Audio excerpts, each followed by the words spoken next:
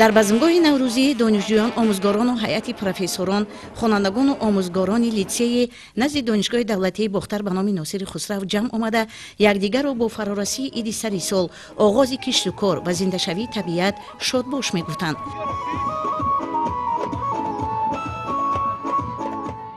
хони хӯроку хӯришҳои гуногуни наврӯзӣ ороста карда анвои ҳафсину ҳафшинро пешкаши иштирокдорон намуданд. наврӯз рамзи рӯзи нав, ибтидои соли нав ва иқдому амалҳои нави ободонии тозакориҳо буда нишонаи пешрафти тафаккури бунёдкоронаи мардуми ориёи нажод мебошад.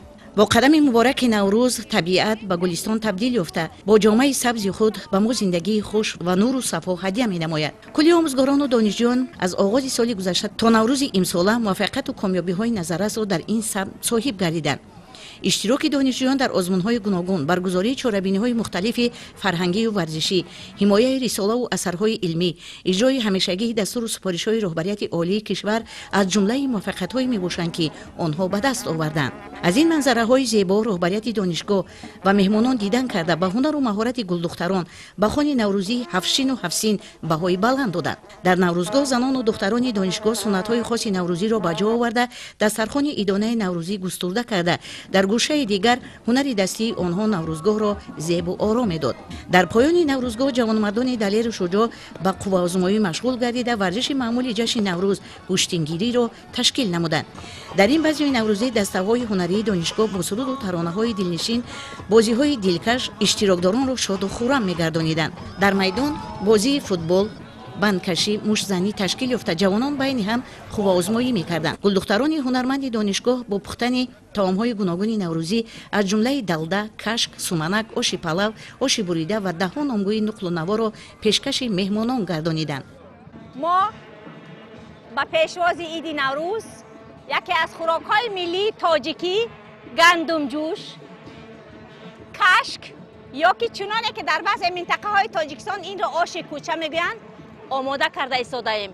маҳсулотҳои омода кардаи мо чунин аст: гӯшти калаю поча, гандум ва баъзе хӯришҳо ба хӯрок омода карда мешавад. дар тайёр кардани хӯришу хӯрокҳои лазизи наврӯзӣ дастони моҳири омӯзгорону бонувони ин макони илму ҳунар хеле ҷолибу диданӣ ба назар мерасид.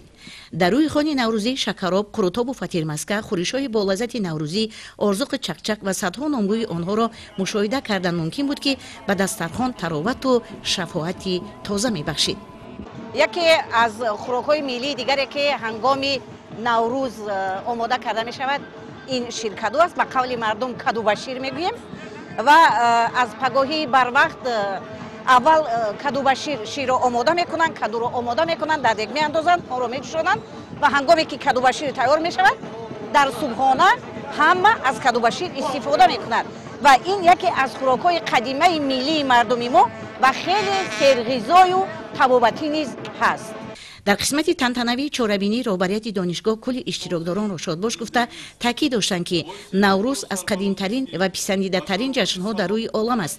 ақидаҳо атрофи ин ҷашни сирф миллии тоҷикон гуногун аст ва асарҳои илмии олимон дар бораи кӯҳантарин ҷашн будани онро исбот намуданд.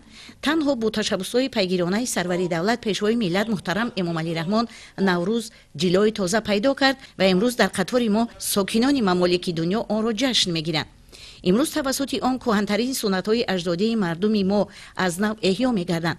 ҳувият ва ифтихори миллӣ, рӯҳи ватанпарварии сокинони кишвари моро бори дигар қувват бахшида, меҳру садоқат ба модар ватанро дар дилҳо ҷой медиҳад. ба як қатор омӯзгорону донишҷӯёни факултаҳои гуногун барои фаъолияти пурсамар ифтихорнома ва сипосномаҳои раёсати донишгоҳ тақдим карда шуд. қисмати фарҳангии чорабиниро суруду таронаҳои дилнишини ҳунармандони донишгоҳ ва ҳунармандони шинохтаи вилоят шукӯҳу ҷалоли тоза бахшид.